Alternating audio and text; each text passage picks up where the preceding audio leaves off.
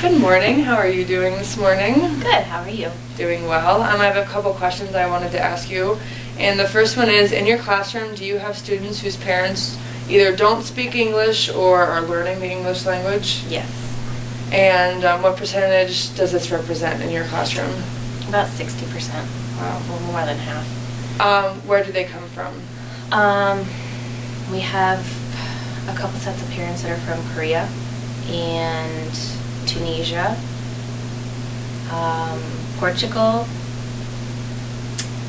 Peru, Turkey, Russia. Wow. That's a lot. Yeah. Why do you think they sent their children to campus preschool and not somewhere else? Well, I think, first of all, we're here to serve Binghamton University, but I also know that we are, one of the, most highly recommended centers here in Binghamton, and we are accredited, which is a huge plus. And I also think that being as diverse as we are is, something that parents look for and strive for, because, to have your kid or your child, be exposed to many different cultures is, appealing to them.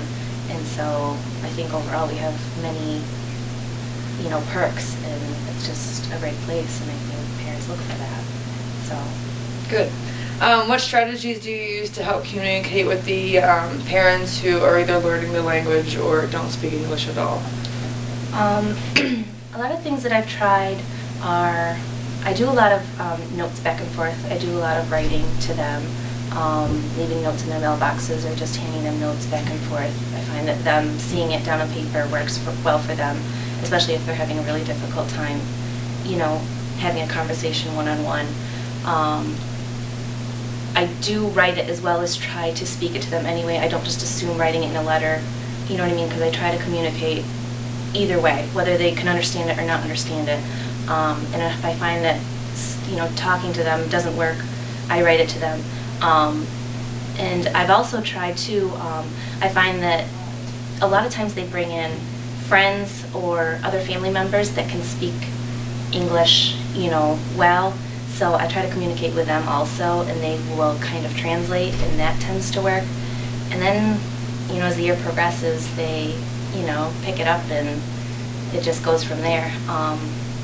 So, like I said, note-taking and translating through other family members and friends that they tend to bring in. And, body language is a huge thing, and smiling, and just, different things. Everybody's different, but I just try different things. So. Good. Well, thank you very much. You're welcome.